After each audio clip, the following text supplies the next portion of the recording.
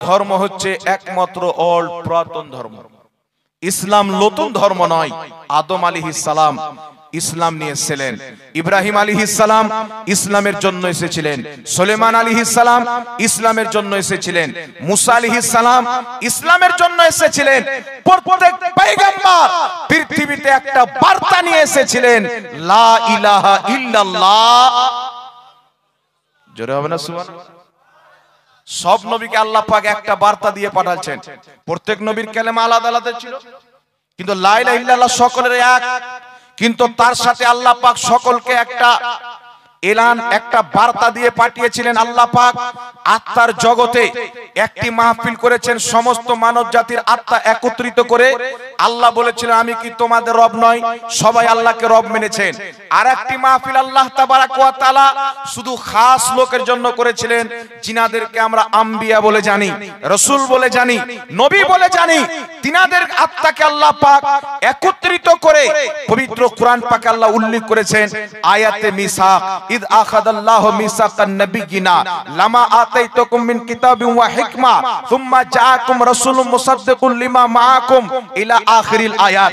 আল্লাহ তাবারাক ওয়া তাআলা সমস্ত নবীর আত্মাকে একত্রিত করে বলেছিলেন, এই আমার পয়গম্বর আদম থেকে নিয়ে ঈসা পর্যন্ত তোমরা দুনিয়াতে যাবে, নিজের কালেমা পড়ানোর পর আপন আপন মুরিদকে খবর দিবে, একজন নবী আসবে যার নাম হচ্ছে মুহাম্মদ রাসূলুল্লাহ। কারীমের মধ্যে বলেন, ইন্নাদ দীনা ইনদাল্লাহিল ইসলাম।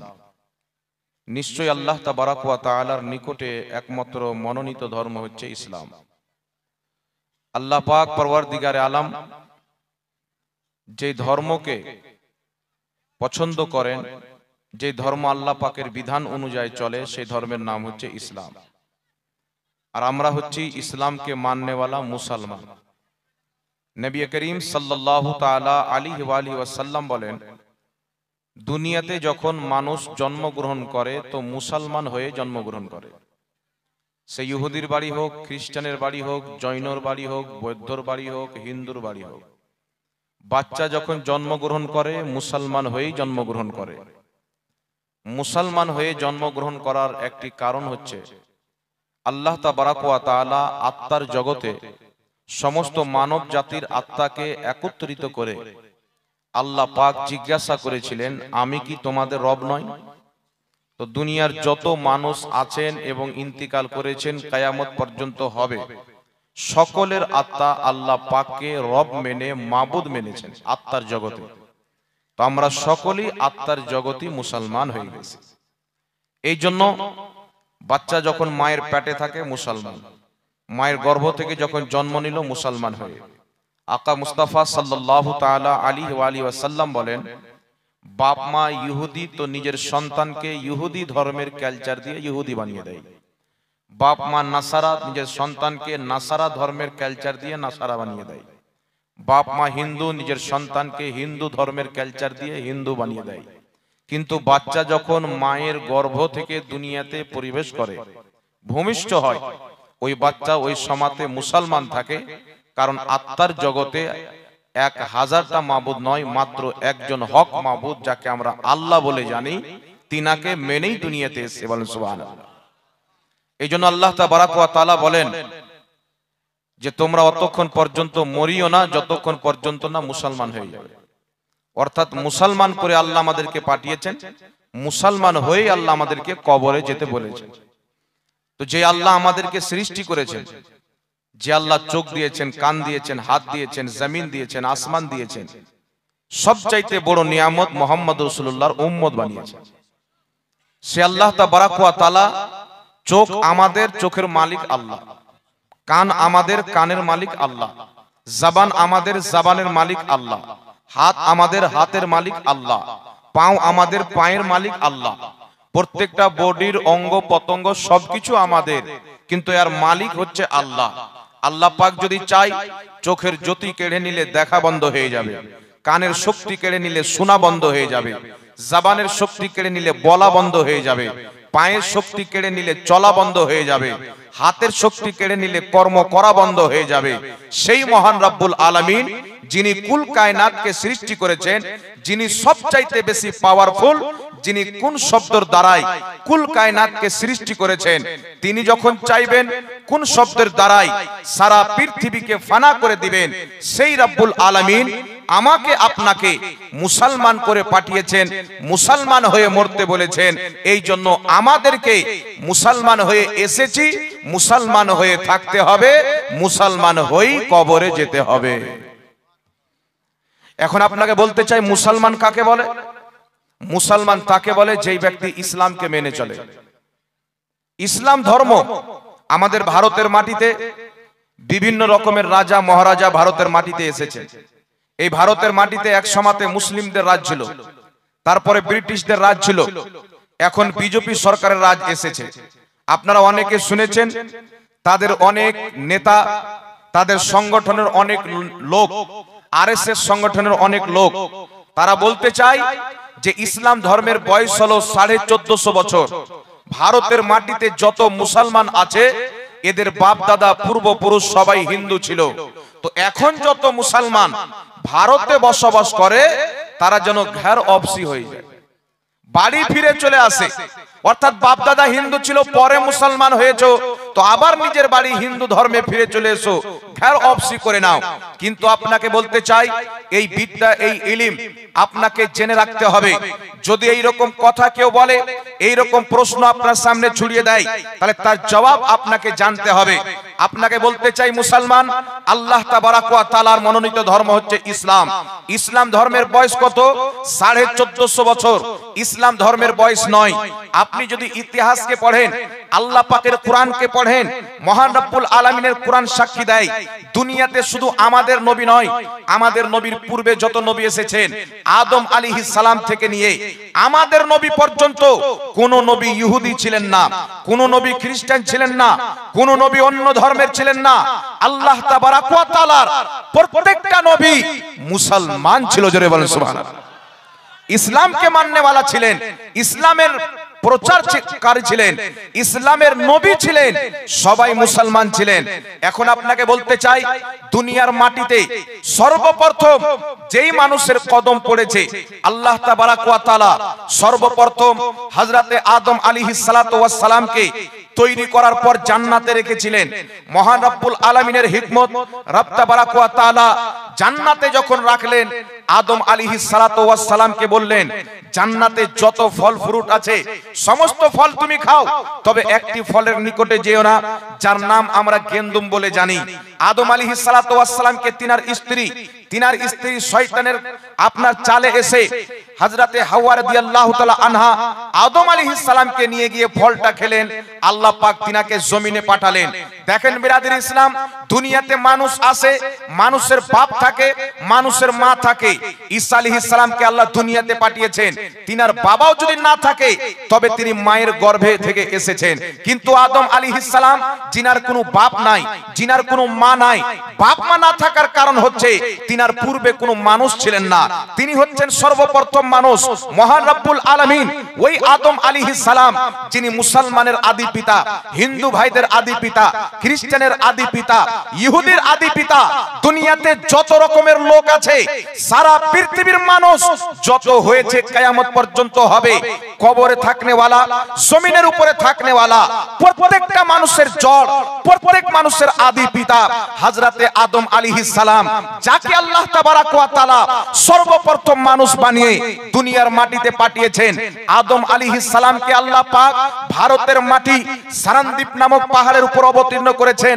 বর্তমানে যেই মাটিটাকে শ্রীলঙ্কা বলা হয়, সেই জায়গাতে অবতরণ করেছেন। এখন আপনাকে বলতে চাই, দুনিয়ার যিনি সর্বপ্রথম মানুষ, সমস্ত ধর্ম মান্যকারীর আদি পিতা আদম আলাইহিস সালাম কোন ধর্মের লোক ছিলেন? তিনি কি ইহুদি ছিলেন? তিনি কি খ্রিস্টান ছিলেন? তিনি কি জৈন ছিলেন? না, আল্লাহ পাকের কোরআন সাক্ষী দেয়, দুনিয়াতে যে সর্বপ্রথম মানুষ নিজের কদম রেখেছেন আদম আলাইহিস সালাম, তিনি অন্য ধর্মের ছিলেন না, তিনি মুসলমান ছিলেন। জোরে বলেন সুবহানাল্লাহ। তিনি ইসলাম ধর্মের ছিলেন, তিনি মুসলমান ছিলেন। তো বুঝা গেল দুনিয়াতে সর্বপ্রথম কদম মুসলমানের পড়েছে, সর্বপ্রথম মানুষ মুসলমান হলো। তো ঘের অফসি আমাদের করার প্রয়োজন নয়, ইহুদি হোক খ্রিস্টান হোক, পৃথিবীতে যারা আমাদেরকে বলতে চায় ঘের অফসি করে নাও, আমরা তাদেরকে বলতে চাই এককালীন মুহাম্মদ রাসূলুল্লাহ আসার পূর্বে আমাদের পূর্বপুরুষরা মক্কার মাটিতে তারা আল্লাহকে ভুলে গিয়ে মূর্তি পূজা করেছে, আল্লাহকে ভুলে গিয়ে চন্দ্রর পূজা করেছে, আল্লাহকে ভুলে গিয়ে সূর্যের পূজা করেছে, আল্লাহকে বাদ দিয়ে বিভিন্ন রকম জিনিসের পূজা করেছে। কিন্তু আল্লাহ তাবারাক ওয়া তাআলা নিজের আখেরি নবী মুহাম্মদ রাসূলুল্লাহ সাল্লাল্লাহু আলাইহি সাল্লামকে পাঠিয়ে আমাদেরকে সঠিক রাস্তা দেখিয়েছেন। তো আমরা নবী আসার পরে অন্য রাস্তাতে যাইনি, যেটা আমাদের পূর্বের পুরুষ আদম আলাইহিস সালাম সর্বপ্রথম যে রাস্তা নিয়ে এসেছিলেন ইসলাম, আমরা ওই ইসলামে ফিরে গেছি। জোরে বলুন সুবহানাল্লাহ। তো যারা মুসলমান হয়ে গেছেন, আমাদের যারা মুসলমান হয়েছি আমরা তো আমাদের পূর্বপুরুষের দিকে ফিরে গেছি। আসল ঘের অফসি তো আমাদের হয়ে গেছে। এখন পর্যন্ত যারা ইসলামকে বুঝতে পারেনি, ইসলামকে কবুল করেনি, তাদের কর্তব্য হচ্ছে আল্লাহ পাকের কোরআনকে তেলাওয়াত করো। আর আল্লাহ পাকের কোরআন যদি তেলাওয়াত করো তো 72 জাহান্নামী ফিরকার করা অনুবাদ নয়, বারেলির সরতাজ ইমামে আহলে সুন্নাতের করা তরজমা কানজুল ঈমানকে কিনে আল্লাহর কোরআনকে পড়ো, সারা পৃথিবী বুঝে যাবে যে ইসলাম ধর্মই হচ্ছে সত্য।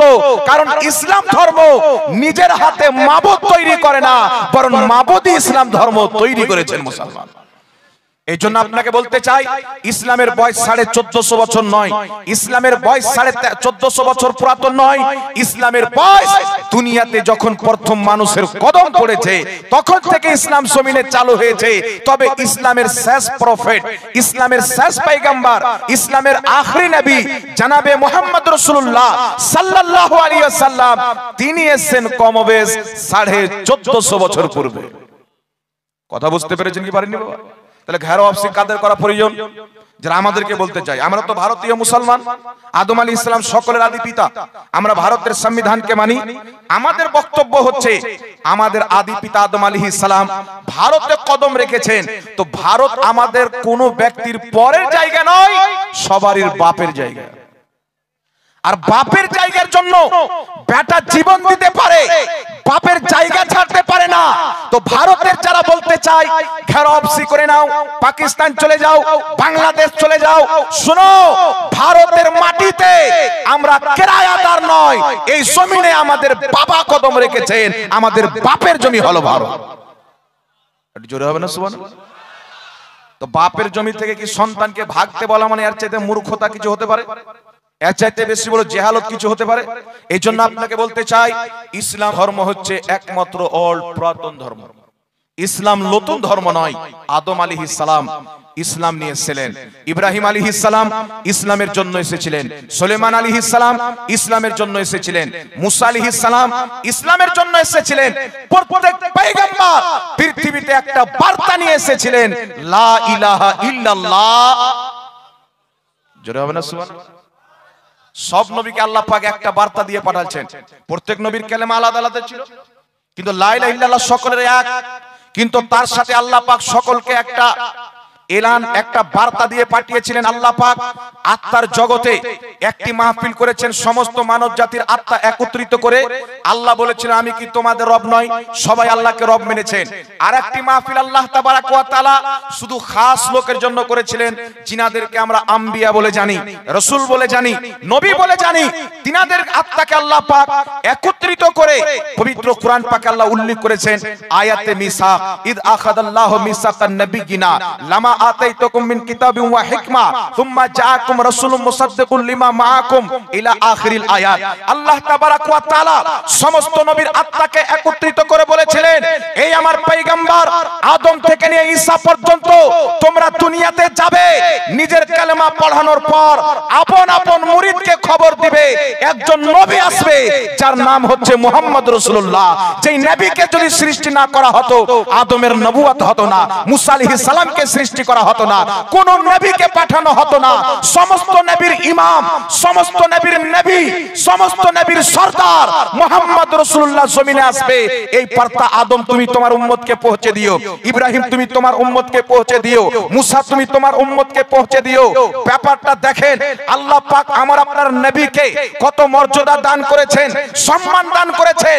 মহান রব্বুল আলামিন জামানা আদমের চর্চা মুস্তাফার, জামানা ইব্রাহিমের চর্চা মুস্তাফার, জামানা মুসা আলাইহিস সালামের চর্চা মুস্তাফার, জামানা লূত আলাইহিস সালামের চর্চা মুস্তাফার। প্রত্যেক নবী নিজের জামানাতে নিজের কলমা পাঠ করিয়েছেন, সাথে সাথে মুস্তাফা জানে রহমতের চর্চাও করেছেন। এই জন্য বিরাদির ইসলাম কিয়ামত পর্যন্ত আমার আপনার রাসূল সাল্লাল্লাহু আলাইহি সাল্লামের সালাত ও সালাম হবে, রাসূলুল্লাহ সাল্লাল্লাহু আলাইহি সাল্লামের চর্চা হবে। মিলাদুন নবী কি জিনিস? মিলাদের বাহানায় নবীর চর্চা করা। কিয়াম কোন জিনিস? কিয়ামের বাহানায় নবীর চর্চা করা। ফাতিহা কি জিনিস? ফাতিহার বাহানায় নবীর চর্চা করা।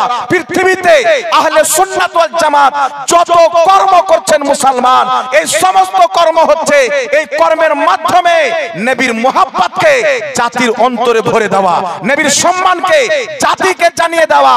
আর পৃথিবীর মানুষ জেনে নাও, জমিন তো ফেনা হবে, আসমান তো ফেনা হবে, যখন আল্লাহ বলনেওয়ালা থাকবে না, মুহাম্মাদের দুরূদ পড়নেওয়ালা স্বয়ং আল্লাহ থাকবে। বলেন সুবহানাল্লাহ। কেউ থাকবে না, কিন্তু আমার আপনার নবীর সালাম পড়নেওয়ালা আল্লাহ থাকবে, দুরূদ পড়নেওয়ালা আল্লাহ থাকবেন। আল্লাহ পাক পবিত্র কোরআন সূরাতুল আহজাব 22 পারা আয়াত নাম্বার 56 আল্লাহ বলছেন, ইন্নাল্লাহা ওয়া মালাইকাতাহু ইউসাল্লুনা আলান নবী। আল্লাহ বলছেন, আমি আল্লাহ আমার ফেরেশতা মণ্ডলী নবীর প্রতি দুরূদ পড়ে। সুবহানাল্লাহ। ইউসাল্লুনা আলান নবী, দুরূদ পড়ছে, পড়বে কিয়ামত পর্যন্ত। আল্লাহ তাবারাক ওয়া তাআলা নিজের হাবিবের জিকির এত উঁচা করেছেন, আমার আপনার নবী সাল্লাল্লাহু আলাইহি সাল্লামের যেখানে যেখানে আল্লাহর ইবাদতের মধ্যেও নবীর জিকির। এটা জোরে হবে না সুবহানাল্লাহ? আচ্ছা বলেন তো বাবা, নামাজটা কার ইবাদত? জি, নামাজ শুধু আল্লাহর জন্য পড়া হয় না? নামাজের মধ্যে নবীর জিকির আছে না নাই? জোরে বলেন।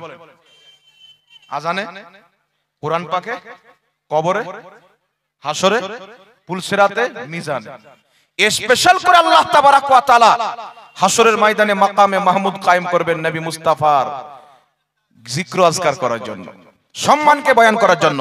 এই জন্য আপনাকে বলতে চাই মুসলমান, একটা বার্তা আপনাকে দিতে চাই, ইসলাম হচ্ছে সত্য ধর্ম। আল্লাহর শুকরিয়া আদায় করেন, আল্লাহ পাক আমাদেরকে মুসলমান করে দুনিয়াতে পাঠিয়েছেন।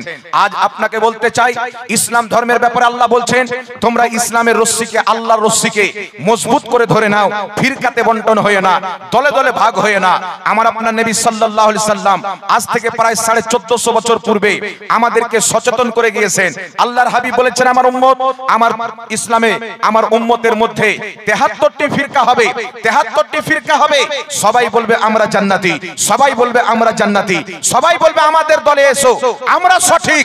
আমার আপনার নবী সাল্লাল্লাহু আলাইহি ওয়াসাল্লাম 1450 বছর পূর্বে বার্তা দিয়ে দিয়েছেন, কুল্লুহুম ফিন্নার, সবাই জাহান্নামে যাবে, ইল্লা মিল্লাতান ওয়াহিদা, একটা দল জান্নাতে যাবে, মা আনা আলাইহি ওয়া সাহাবী, যেই দলে আমি আমার সাহাবা আছি। জোরে বল সুবহানাল্লাহ।